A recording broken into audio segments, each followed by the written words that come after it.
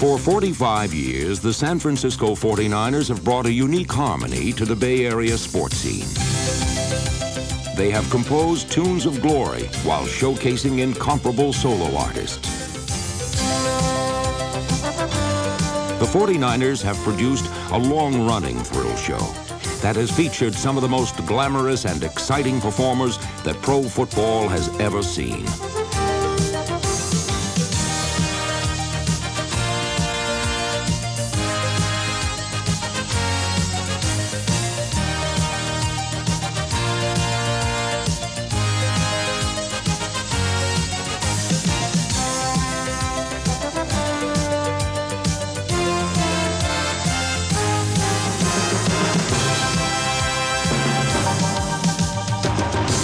Heart and hustle have always been the hallmarks of a breathtaking style of play that has carried the 49ers headlong into the imaginations of Bay Area sports fans. Nail-biting finishes and last-second rescues have loomed over the bright horizons that mark the landscape of 49er history. 10 seconds left. The Lions lead it, 31-28. All right, again, Owens flank to the right. This has got to be the alley-oop. There's no time for anything else. Tittle throws. Owens is double teamed. He's going downfield near the goal line. He goes up. He's got it. A great catch. The 49ers take the lead. It's unofficially 8 seconds left. The ball at the Lions' 21. Brody back to pass. They rush him. He steps up. He throws. Stickles in it. Touchdown 49ers. Touchdown 49ers. Marty Stickles. Montana rolling out the right, looking toward the end zone, throwing under pressure, throws his pass. Caught by Clark. Clark got him, touchdown. Dwight Clark has it. It's a touchdown for the 49ers. Over the course of 45 years, San Francisco has mined a deep and rich vein of pure football gold.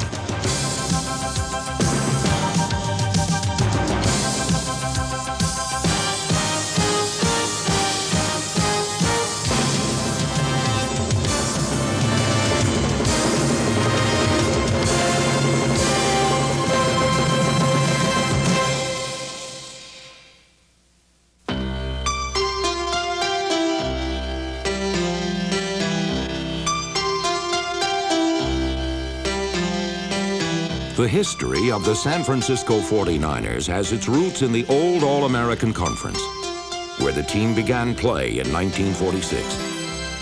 It has always been one of the most stable franchises, thanks to the original owners, Vic and Tony Morabito. The brothers made the team an extension of their personal family and established unique relationships with players. He offered me $9,500 to play for the Rams.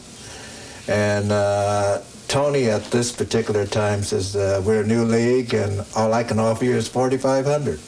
So I turned down $5,000 to play with the 49ers and on a handshake, and which I never regretted. That was a love that I had for Tony, and we respected each other. Buck Shaw was the 49ers' first head coach, and the team stars were Len Eschmont, John Strakowski, and quarterback Frankie Albert, number 63. In 1950, the team joined the National Football League, and its roster was filled with colorful characters. One of the most colorful was a linebacker named Hardy Brown. He was what you call a killer football player, and believe me, he put many a man out. If he set his sights on some end coming down to receive a ball, Hardy would uncork his shoulder and almost decapitate him. Just as formidable was Bob Sinclair, number 79, a man-eating tackle and future Hall of Famer. He got to be known as Geek, you know, like the guy that's supposed to eat anything in the carnival. So he always would like to shock guys by eating raw meat or meat with blood on it or whatever. Leo the Lion Nomalini was the toughest of all. Number 73 was a perennial All-Pro and the first 49er defensive player inducted into the Hall of Fame. Number 14, Y.A. Tittle, directed the 50s attack. And Gordy Saltaw and number 84, Billy Wilson, were his favorite receivers. But receivers were just faces in the crowded 49er huddle. I can remember when Tittle came to the 49ers, and we had myself, Michael Henry, and John Henry Johnson. And God, if you had been in the huddle then, you would have heard something like, "Give me the ball. No, give me the ball. No, it's my turn to carry the ball." Number 35, John Henry Johnson, attacked defenders, scattering them like rats in a fire. And while Johnson was a bumper car, Joe the Jet Perry was built for speed. Basically a small team, but an explosive team. Our plays were so quick hitting, we were there and gone. No one disappeared faster than Hugh McElhenney, who proved a king could beat four aces.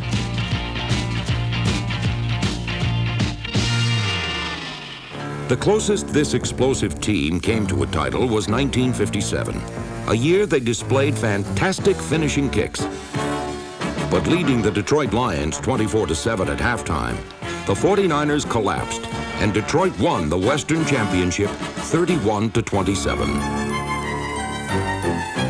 Red Hickey became head coach in 1959, and in the early 60s, the 49ers employed his unique shotgun formation, which poured out points from both barrels.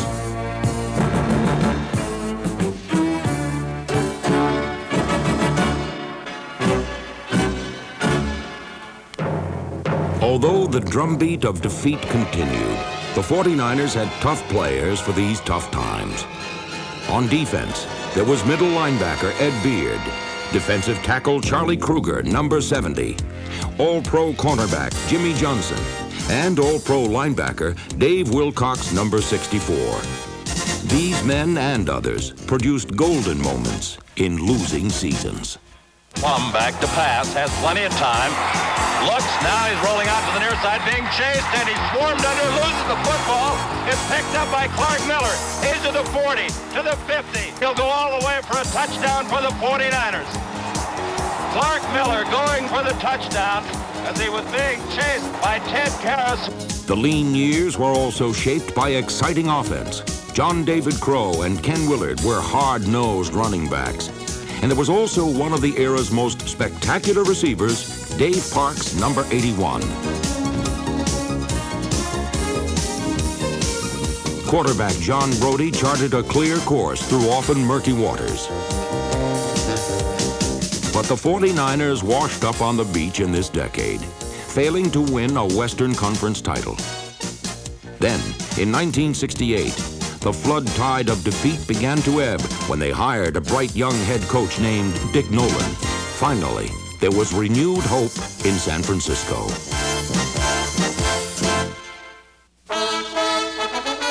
The 1970s began at a fever pitch for Bay Area football fans. Dick Nolan's Niners became kings of the NFC Western Division, and their crowns remained firmly in place for 3 consecutive seasons. During this period, the 49ers specialized in opportunistic plays and long-distance touchdowns. Electrifying youngsters like defensive back and special teams standout Bruce Taylor, number 44, the NFC's Rookie of the Year in 1970, helped ignite the Niners, while old hand John Brody lit the fuse for the team's quick-striking offense. In 1970, Brody led the league in passing, was sacked just 8 times, and commanded an imposing arsenal of offensive weapons that included tight end Ted Kwolek and wide receiver Gene Washington, number 18. In the final regular season contest of 1970, the Niners clinched the division title by beating the Raiders in Oakland. Back to pass goes Brody. Looks, throws for Kwolek. He's there. Touchdown, 49ers. Brody back to pass. He has time. He looks. He throws for Washington. Washington is there. He's got it. Touchdown, 49ers. Oh, what a catch. What a catch he made. The 38-7 win propelled the 49ers into wintry Minnesota for their first ever NFL playoff appearance. Many experts predicted the Niners would freeze up, But Brody left the Vikings out in the cold by engineering a 17-14 upset victory. Brody is back to pass. He looks for Washington. Now for Witcher, wide open. Touchdown, 49ers! Dallas shattered San Francisco's Super Bowl dreams in 1970 and 1971. But in the 1972 NFC playoffs, number 22 Vic Washington's game-opening kickoff return suggested that the Cowboy jinx would finally be broken.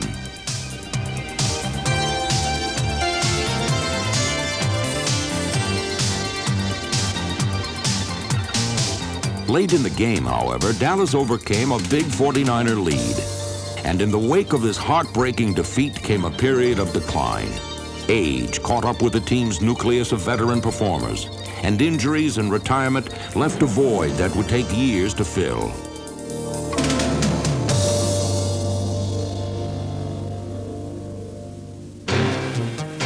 But defensive ends Cedric Hardman and Tommy Hart were two holdovers from the title years who gave the faithful something to shout about during an era of uncertainty. In 1976, Hardman, number 86, and Hart, number 53, paced the gold rush as San Francisco led the NFL with 61 sacks. That same season, number 24, Delvin Williams, became the first 49er since J.D. Smith in 1959 to rush for over 1,000 yards. But while the Fleet Williams was always on the move, the 49ers as a team seemed to be going nowhere fast. 1977 saw Edward J. DeBartolo Jr. of Youngstown, Ohio, purchase the club. This successful businessman and devoted family man would bring about profound changes in the operation of the franchise, which would make the club one of the finest in the NFL. Absentee ownership, I don't believe in that, and I am going to be a very active owner. We're going to be very, very competitive. We're going to get high-caliber football players like we've had in the past here. The most significant change occurred in 1979, when DeBartolo hired Bill Walsh as head coach and general manager. Walsh's innovative offensive strategies provided the proper tonic for an ailing attack. We're just going to sprint and try to control a strong safety and give decent room to run in that area. But this guy will be playing outside. I don't know what's going to happen to him, but I do know that the changeup will give him trouble coming on the weak side of the formation. Although the Niners managed only 8 victories during Walsh's first 2 seasons, their proficiency in moving the football gained them respect and provided persuasive evidence that a turnaround was imminent. Walsh refined the talents of veterans such as Freddie Solomon, number 88, and Paul Hofer, number 36, while the head coach's own draft choices, especially quarterback Joe Montana and wide receiver Dwight Clark, matured quickly in the new system. The team's developing cohesiveness was dramatically demonstrated in 1980's 14th week, when the Niners trailed the Saints by 28 points at halftime, then stormed back to post an overtime win and the greatest comeback in NFL history. Montana back to throw. Big rush put on. He throws. He completes it underneath to Dwight Clark. He's the 40, the 45. He's the 50. He goes to the 40. It's a foot race. The 30. The 10. The 5. Touchdown, 49ers. Back to throw Montana. He's being rushed. Look out. He throws. He has Solomon open at the 5. Breaks the tackle. Goes the outside. Touchdown, 49ers. Elliott trying to find some room. He does. He goes in for the touchdown. Oh, Elliott put on a brilliant move at about the 6-yard line. Well, I said at the start of the second half, this was either going to be one of the greatest stories in 49er history or a very terrible football game. It is approaching being one of the great stories. This will be just outside the 25. Montana to place the ball down. It is high, placed down. It's kicked. It is long enough. It is good! Ray Wersching with the greatest comeback the 49ers have made as they win it by a score of 38-35. Coming from behind like this could last the 49ers many years from the standpoint those veteran players will recall that they did come from that far behind, and I think give the team a certain amount of poise and confidence in future years when we are behind and must come back and win. In the seasons ahead, Walsh's words would prove to be prophetic indeed.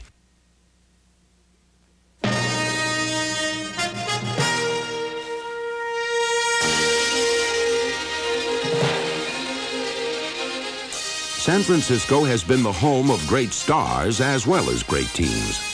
Enough stars to form a galaxy. In the 1950s, the 49ers produced the first Hall of Fame backfield. There was Hugh McElhenney, the King, Joe Perry, the Jet, and Y.A. Tittle, the Bald Eagle. A quarterback so talented that he dislodged a hometown hero.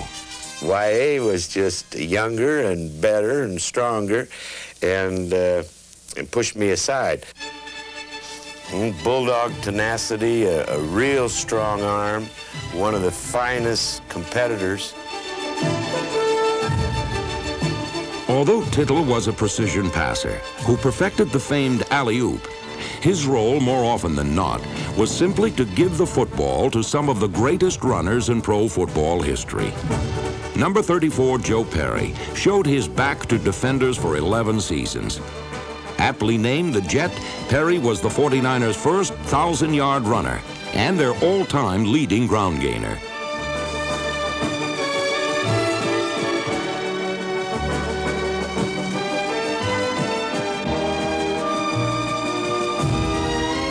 Perry, a world-class sprinter, believed the shortest distance to 6 points was a straight line.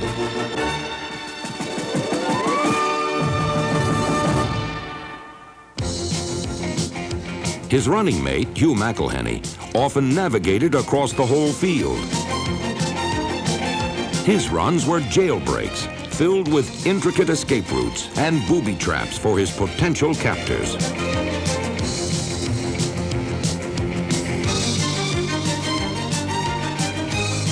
He could make the most exciting run of any one player I have ever seen. All you had to do is to break him into the open and then really get the people out of his way. We claimed that he had eyes in the back of his head because the moves that he made were phenomenal. Hugh was rightfully named when they call him the King, at least with us. He was the King. The guy was the finest open field runner I've ever seen in 30 years of football, and all of Hugh's teammates would feel about the same.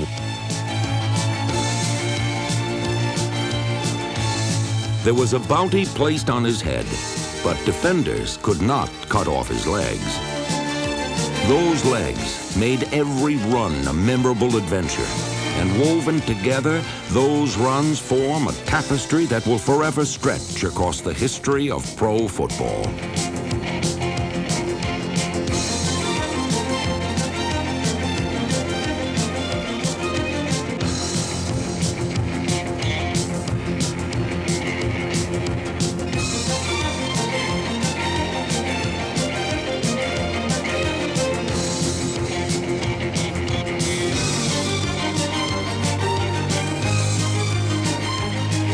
There have been few greater natural athletes than the King. And in 1961, the 49ers' #1 draft pick was also a natural, a gifted runner from UCLA.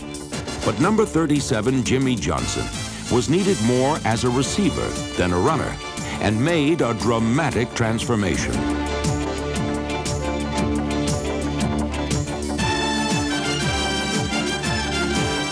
A few years later, the 49ers needed help on defense, and the versatile Johnson assumed the most vulnerable position, cornerback.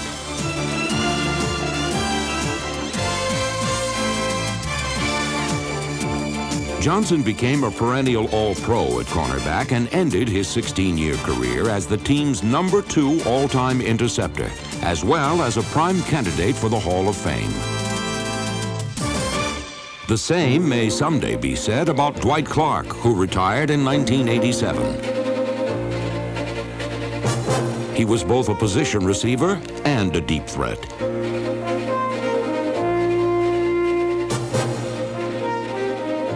He could find wide open spaces or create space in the funhouse magic of the secondary. and those multiple talents were greatly appreciated during Clark's tenure with the team. Dwight Clark, I believe, is the best all-around receiver in football today. And there are obviously those who run faster, although he has very misleading speed. But his adjustments, getting open, his concentration, his know-how, his ability to make the big play when it counts. I don't think there's anyone in the league that does any better than he can do. Certainly Dwight Clark would be the most impressive person who came out of nowhere. He was a late-round pick and now is one of the top receivers in football. He's done it just on tremendous determination and poise, but also he has much more ability than people give him credit for. Dwight Clark didn't always win every sprint, but he could beat anyone to a football in flight.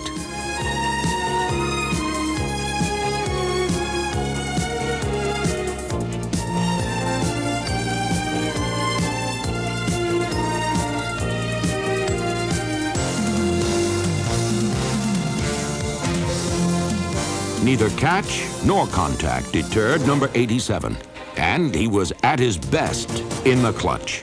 He can read defenses well, and once he makes up his mind, he goes with it and sticks with it. And usually he's right. And it makes it easy on a quarterback. He's very easy to read, and he's a big target. Dwight Clark's rise from obscurity to stardom earned him a permanent place on All-Pro teams and in the 49ers record book. Montana's ready. He's going back to pass. Looks to the right. Throws in the right corner. And Clark with a leaping catch. Has it for a touchdown. 49ers!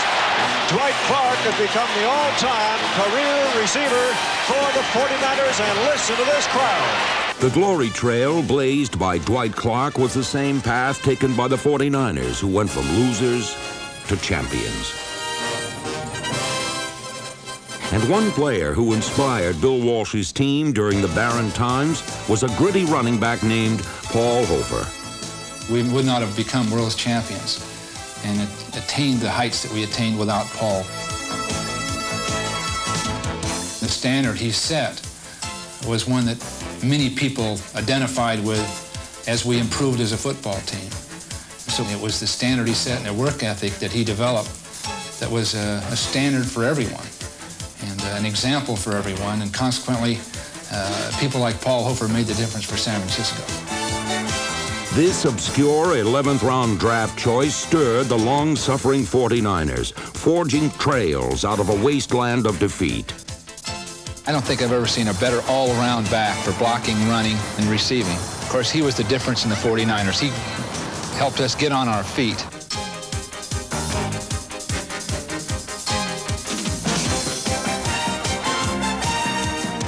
He wasn't the fastest running back, and he probably didn't have all the skills that some of the real great running backs had. But I'll tell you what, when it came down to giving the ball to a guy in a tough situation, I would probably take Paul Hofer.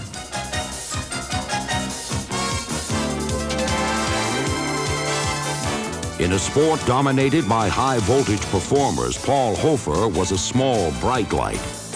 Yet his light burned intensely enough to lead the 49ers out of the dark and toward a new horizon.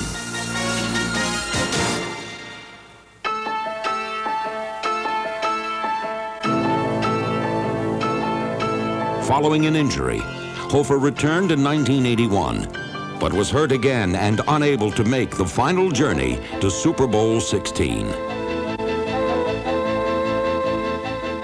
I consider myself very, very fortunate to be on a Super Bowl team and to have played even in the bad years, you know, because there's something very special about being on a team, and I wouldn't trade it for anything. Another 49er who searched in vain for the Golden Fleece wore number 12 over 3 decades.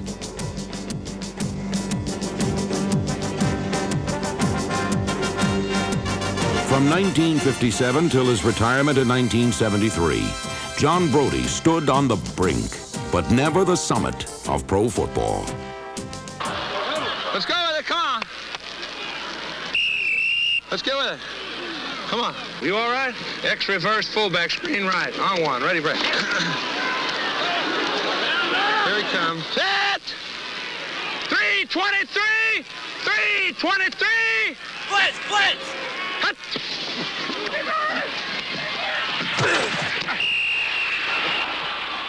John Brodie endured many knockdowns, but never any knockouts. Many times down, but never down and out. Wing delay, fullback corner on one. Ready, break. 395, 395. Red trip, green trip, rock. Here he comes.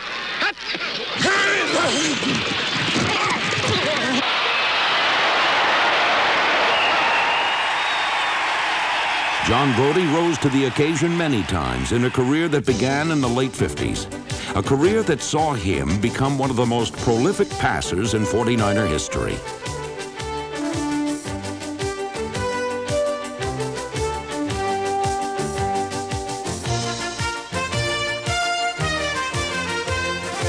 Brodie's ability to feather passes with little margin for error allowed him to throw for over 31,000 yards and 214 touchdowns.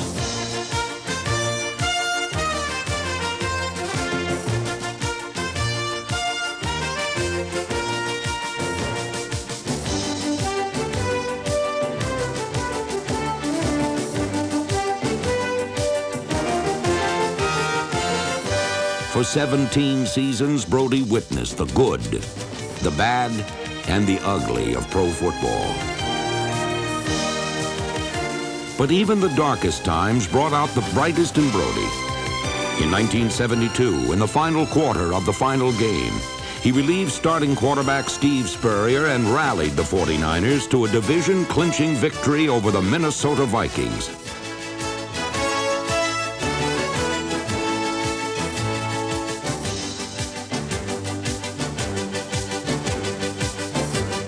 The win was the last hurrah for this most resilient of quarterbacks, and the last title the 49ers would hold for nearly a decade.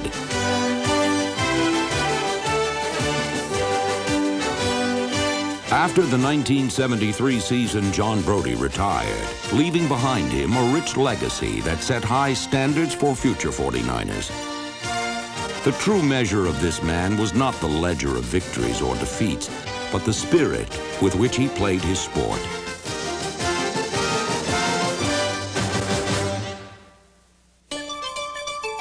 In 1981, the 49ers opened the door to the most triumphant decade in team history. They claimed 9 playoff berths, 8 NFC Western Division titles, and 4 world championships. At the beginning of that decade of greatness, numerous factors contributed to the Niners' consistent level of excellence, including an outstanding offensive line. We're nice guys to meet. We're pretty friendly people, but don't turn your back on us. Cross, number 51, John Ayers, number 68, Fred Quillen, number 56, Keith Fahnhorst, number 71, and Bubba Paris provided Joe Montana with the kind of expert pass protection that enabled him to become the top-rated quarterback in pro football history. He wasn't a great player at Notre Dame just by passing through town. His greatness shows up. It showed up there, and it showed up since he probably first put on a male supporter. Montana was also supported by talented receivers, such as Dwight Clark, number 87, Freddie Solomon, Russ Francis, and Jerry Rice, number 80, the NFC's Rookie of the Year in 1985. That same season, versatile Roger Craig, number 33, became the first player in NFL history to gain over 1,000 yards in both rushing and receiving. While Craig and Wendell Tyler, number 26, helped the offense display the wings of Mercury, the defense wielded the hammer of Thor.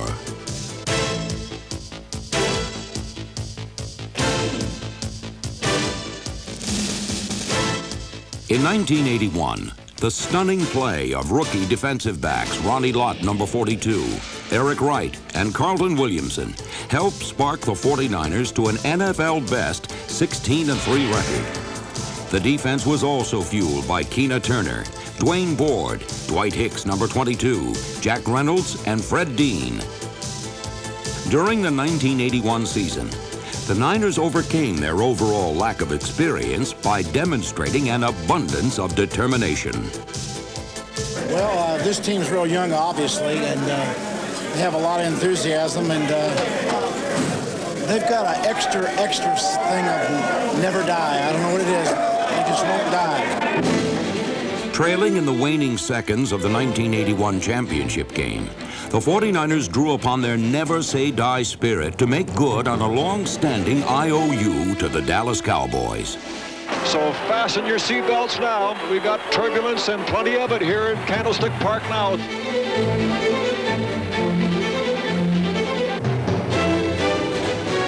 Montana rolling out the right, looking toward the end zone, throwing under pressure, throws his pass, caught by Clark. Clark got a touchdown.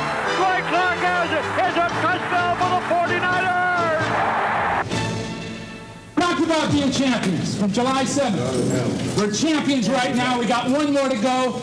Congratulations for a tremendous effort. Tremendous.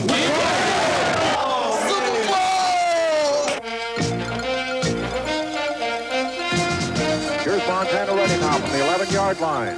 Going toward the end zone, caught on the run by Cooper. He's got it. He's in the end zone. A 49er touchdown. In Super Bowl 16, a tenacious goal line stand helped secure a 26-21 victory over Cincinnati. 3 years after their first ever world championship, the 49ers again marched to glory, and this time they did it in historic fashion by claiming an NFL record 18 victories in 19 games. This team dominated both sides of the line of scrimmage, rolling up an NFC high 475 points while fielding the league's toughest defense to score on.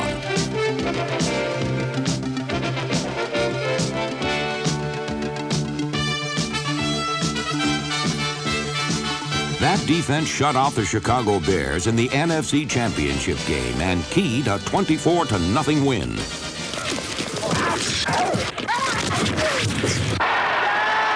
Kill him!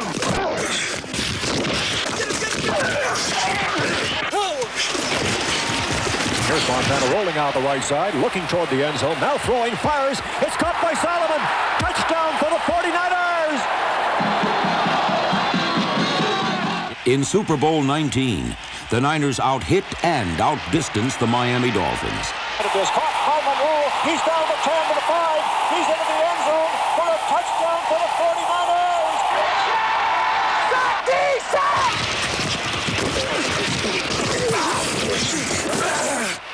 From the 28-yard line, Marino drops back to throw a pass. He fires to the goal line, and it is intercepted.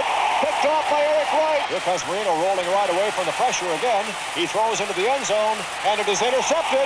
It is picked off by Carlton Williamson. Going back to pass on 3rd and 10 Montana. Looks over the left side, caught by Craig on the way to the end zone, and Craig goes in for the score. Touchdown, 49ers. World champs. A unique ability to work hand-in-hand produced a 38-16 victory that firmly established the 49ers as one of the truly outstanding teams of the 1980s. I really believe that the successes of the San Francisco 49ers over the years have been because of the tradition that we've enjoyed and also the great fan support that we've received in San Francisco. And I truly believe that in the 1980s and beyond, the team and the franchise will go to greater heights and maintain the greatness that we've all enjoyed. Eddie DeBartolo's mid-80s prediction only hinted at the incredible heights that the 49ers would reach by the end of the decade. But that quest to become team of the decade was a tough one. In the 1986 season, the team's hopes crashed to earth, along with their quarterback. 37 seconds to go. Montana inside the 10. Throws wildly. Intercepted. There goes Taylor down to the 20. 10. Touchdown. And Montana's hurt. Montana's hurt. In 1987, individual stars continued to shine as Jerry Rice set new NFL records with 22 receiving touchdowns and scoring receptions in 13 consecutive games.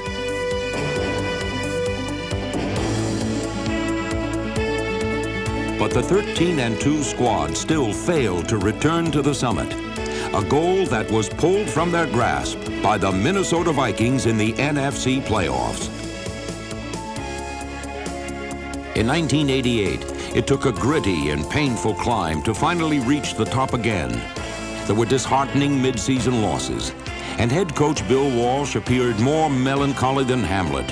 And while his team was pushed back on its heels, his quarterback Joe Montana fell flat on his back. Joe seemed not so nimble, not so quick. They jumped all over him at Candlestick. So his tired legs were replaced by the spry ones of Steve Young. Young, back to throw. In trouble, he's going to be sacked. No, gets away. He runs, gets away again, goes to the 40. Gets away again to the 35.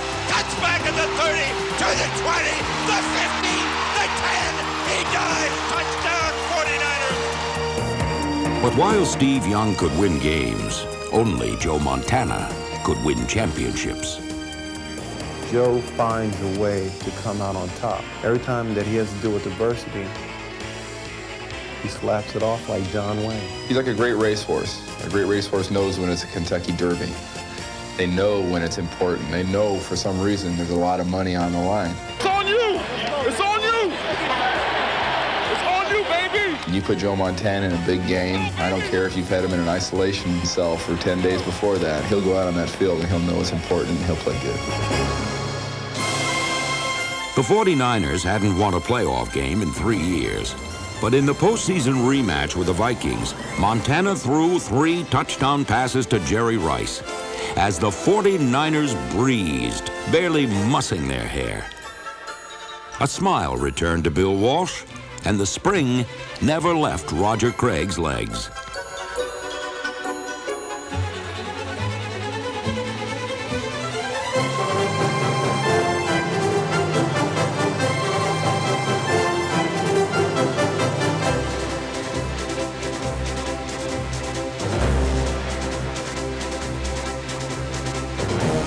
In that resounding 34-9 victory, the quiet man issued the loudest challenge. Teams that have beaten another team by a big margin have come back the next week and played terrible. And that is not going to happen to this ball club. I ain't bullshit. We've opened the door. We're going to go through it next week, and we're going to kick ass and take no prisoners the week after. That's right. Montana on third down, back to throw. They rush, he steps up, he throws, has Rice open, he makes the catch, he gets away at the 40, in the foot race, 30, they won't catch him, it's touchdown, 49ers! In the NFC Championship game, the 49ers chased away the cold Chicago winds and blew past the Bears. And as twilight turned into night, San Francisco turned into victors.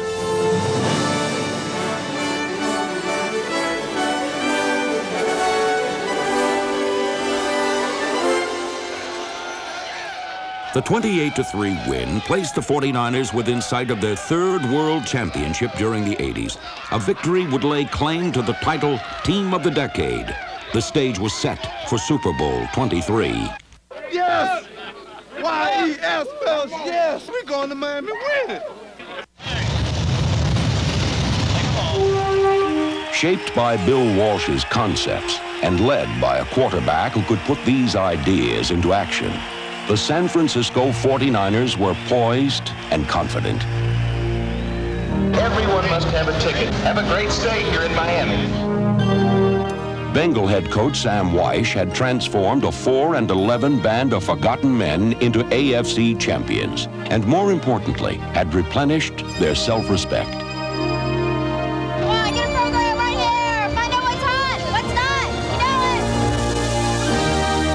A 3rd Super Bowl win would make San Francisco the team of the decade. A Bengals win would fulfill a season-long dream for Cincinnati. Governmental L5s is taking left. Move L2. Time it up now. Ready? Run! 2-time Super Bowl MVP Joe Montana, NFC Player of the Year Roger Craig, and the absolutely uncoverable Jerry Rice. San Francisco's talented trio against Cincinnati's punishing rookie, Ickey Woods.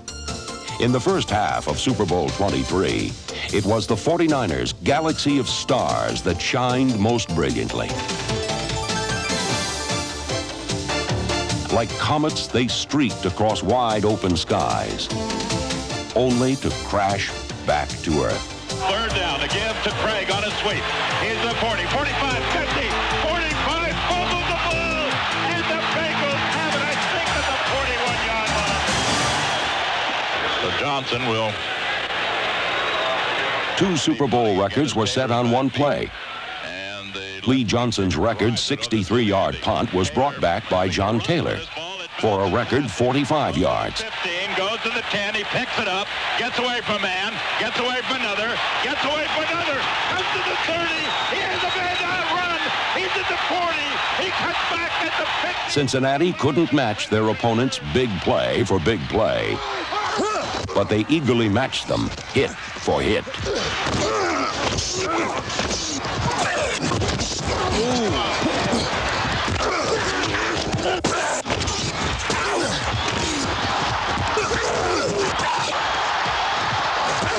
The Niners settled for a 3-3 halftime tie because none of their big plays ended in the end zone. The trend continued in the second half. Rolling out has time, it's tipped in the air, intercepted by the 49ers. Bill Romanowski's interception produced only a field goal, and later, Jerry Rice's acrobatic reception brought oohs and ahs, but no points.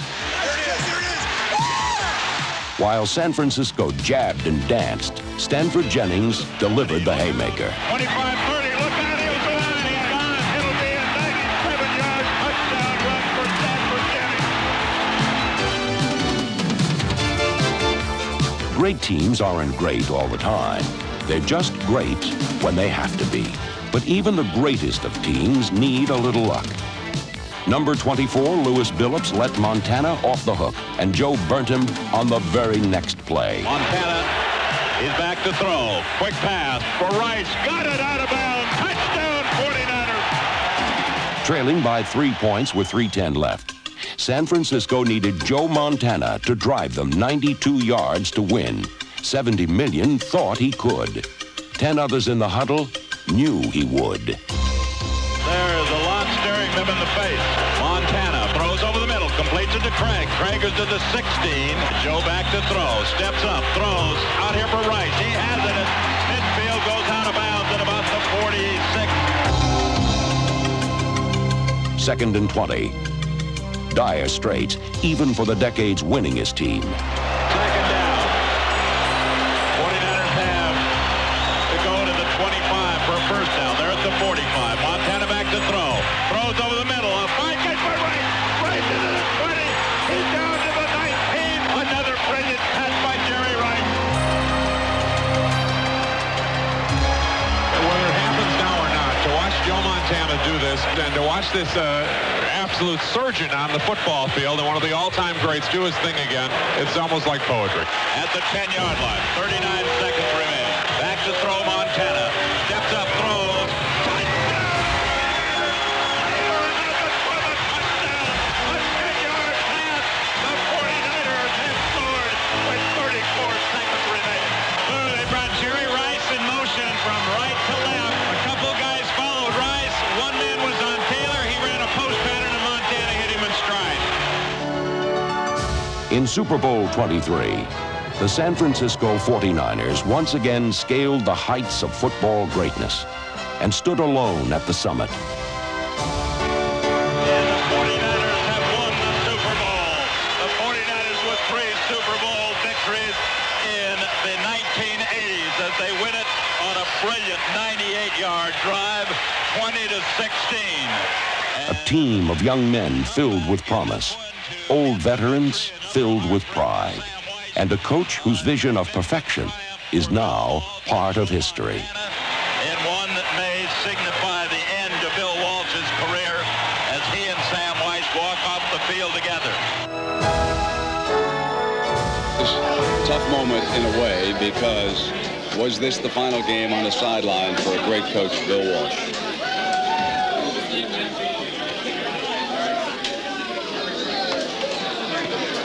Emotional moment right now with the coach down here inside the locker room, Jack.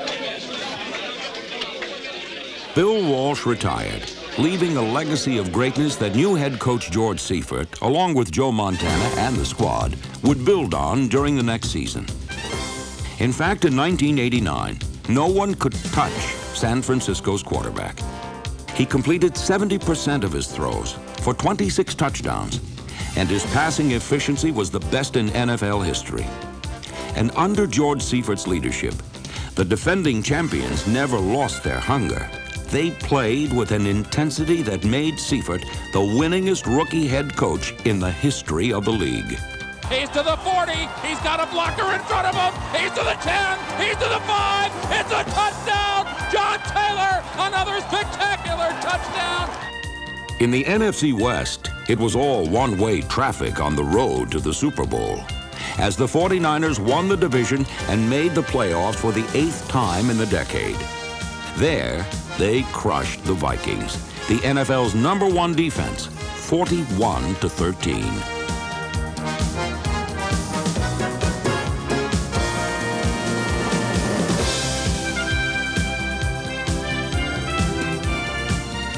The team of the 80s continued their march toward the first Super Bowl of the 90s.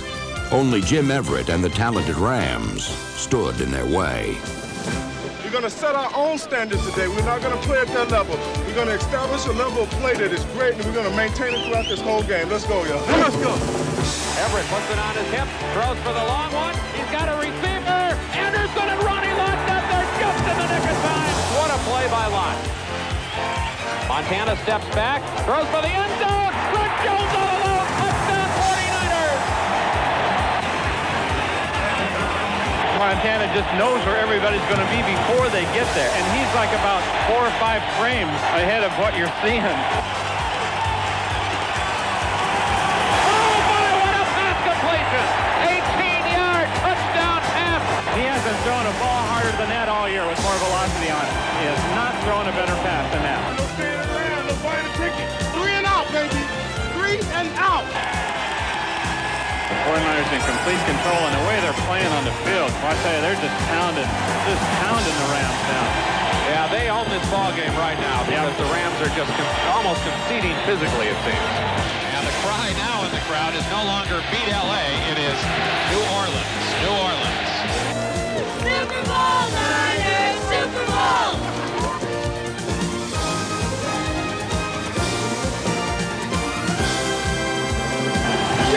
Gumbo, here we come in New Orleans! オレンジのユニフォームがデンバーブロンコス、オレンジクラッシュ、強力なディフェンスを持ちましてこのスーパーボウルまで駒を進めました。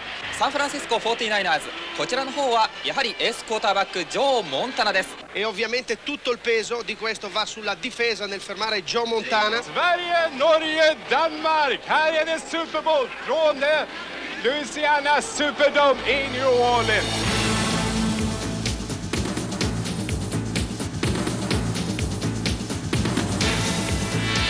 Hey, baby, this is something we worked our ass off for all year. Let's go out there and have some fun. That's all. Just relax, have some fun, and play our ass off. We know we're the best team.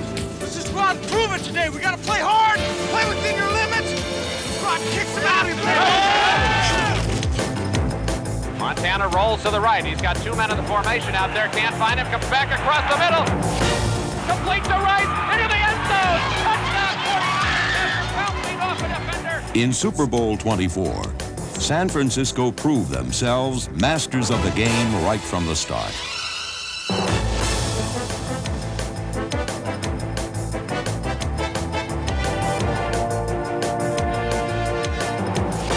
Montana rolls to his right, throws to Brett Jones. Great catch. He's into the end zone. Touchdown 49ers. At the heart of the 49ers' domination was a flawless game plan. A steady rhythm of plays drummed out against an overmatched opponent. Leading 13-3 early in the second quarter, the Niners unleashed Tom Rathman, who sustained the beat all the way to the end zone.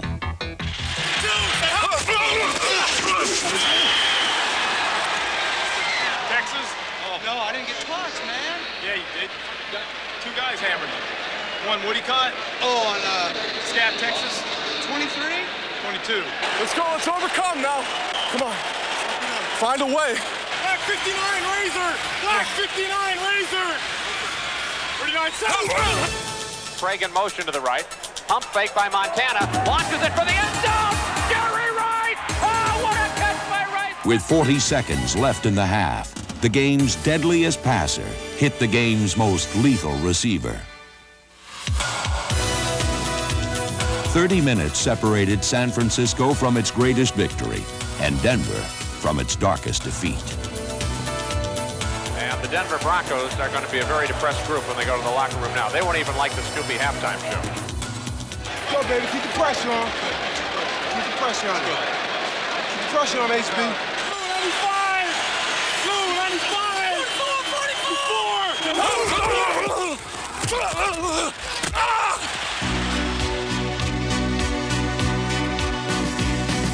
In the final 30 minutes, the 49ers completed the biggest land grab since the Louisiana Purchase. They left their footprints on every square inch of the Superdome, gained a stranglehold on the word excellence, and by game's end, the team of the 80s had stamped their imprint on pro football history. Montana drops back to throw, looks over the field, goes for the end zone. Jerry Rice, touchdown 49ers! The Bay Area may begin its celebration earlier than anticipated. Post pattern down the middle, and Montana spotting those safeties wide again, got it to it.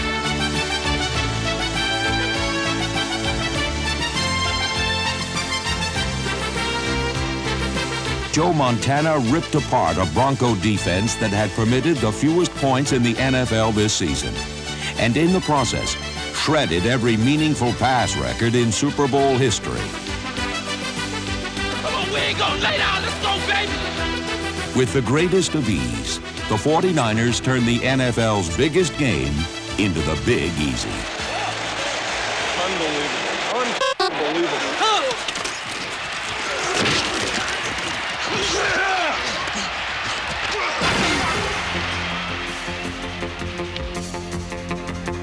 The underrated 49er defense created 4 turnovers, and battered by this Red Army, the Orange was crushed. Montana is still in the game at quarterback.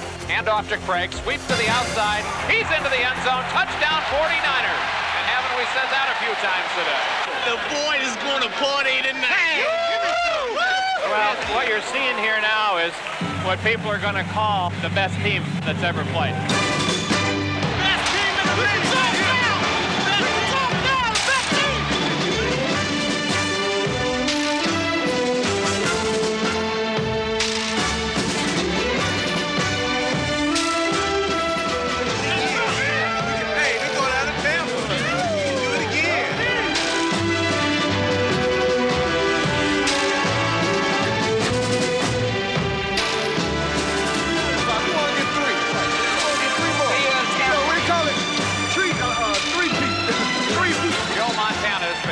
Performance again today could very well be his 3rd Super Bowl MVP award.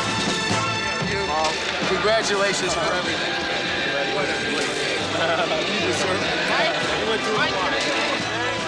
Thank you very much. Thank you. Hey, what?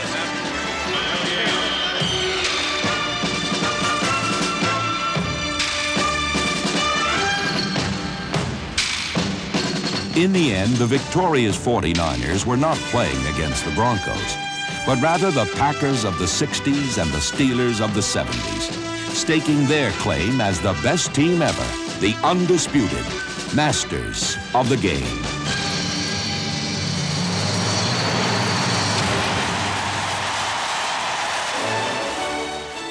The city of San Francisco has long symbolized greatness. And so has the football team that has represented the city since 1946.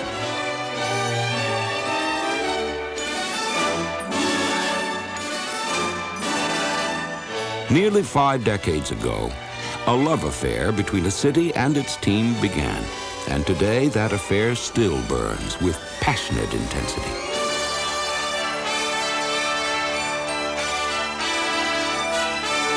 For all those years, the 49ers' colorful procession of gallant men has provided San Franciscans with a shining source of pride and the deep and rich vein of pure football gold.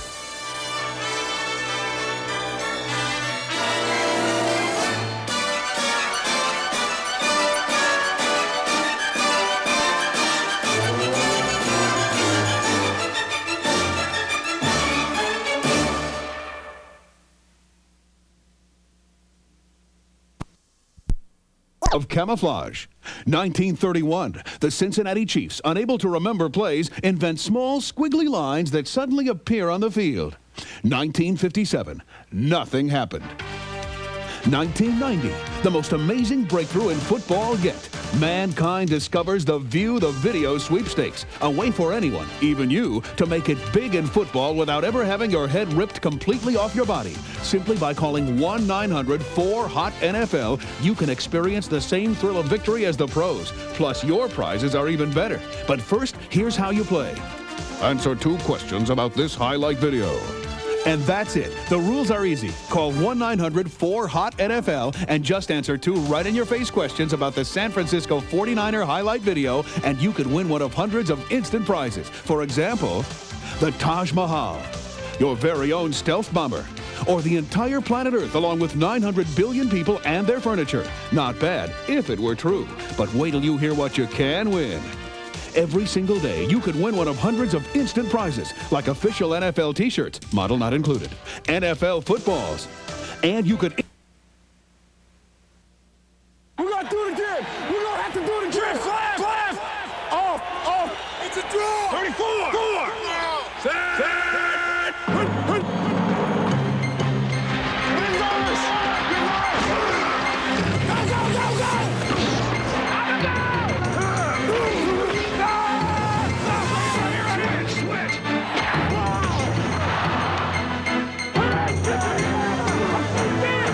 As the 1989 NFL season unfolded, 27 teams focused on a single purpose: dethrone the defending world champion San Francisco 49ers and claim that title for themselves.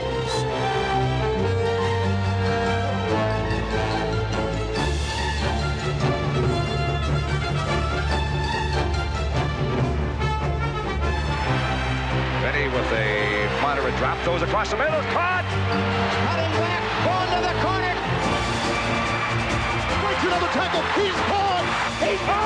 He's gone to 30, then 20. Down the sideline. He is going to go all the way. He has some open field. Still out of speed at the 5, still going to the goal line. Spins around. He's gone all the way for a touchdown. Come on, right here we win it, man. Right on the front lines. Right in the middle is where we win it. Right here is where we find out whether we're champs. By season's end, there was only one champion, and it was still the San Francisco 49ers, the first team to win back-to-back Super Bowls in 10 years. From opening day through Super Sunday, San Francisco was the dominant force in football. The 49ers won more games and scored more points than anyone else. Long-standing club and league records were broken with stunning regularity. Their stars are among the greatest players in the game. They led San Francisco to its 7th division crown in 9 years. And the 49ers became only the second team ever to win 4 Super Bowl championships.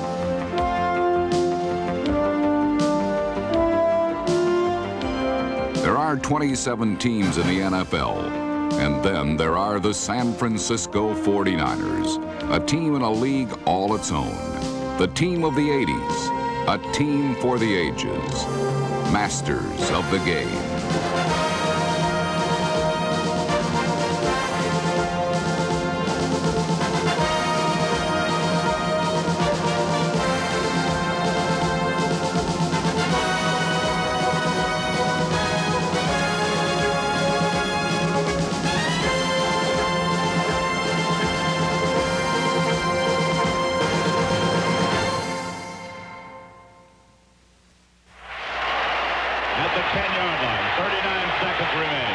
To throw Montana. Steps up, throws. Touchdown, 49ers! Taylor has it for the touchdown. The 49ers have scored 49ers have won the Super Bowl. The 49ers with 3 Super Bowl victories in the 1980s. This is a tough moment in a way because was this the final game on the sideline for a great coach, Bill Walsh? When Bill Walsh retired following the 49er victory in Super Bowl 23, he exited as a champion and left a foundation in San Francisco on which future champions could be built. Well, we establish an attitude, an atmosphere, a state of mind, an environment that has sustained us through an evolving team. Then above and beyond that, I think our system of football sustained itself and we refined it further and further each year until at some point it might even have been an art form. Replacing a coaching legend such as Walsh called for a successor blessed with special talents far beyond knowledge of the game. The 49ers found such a man when they named defensive coordinator George Seifert to continue Walsh's winning legacy. In my experiences, most dramatically when working with Bill is the understanding and the realization of the importance of winning. You would always talk about this, but there was always, at the same time, the years prior to working with Bill, I'd say, how did you play the game? Did you give it the great effort and so forth? And now the emphasis and the realization of how extremely important the winning really is. Born and raised in San Francisco, George Seifert has always been 40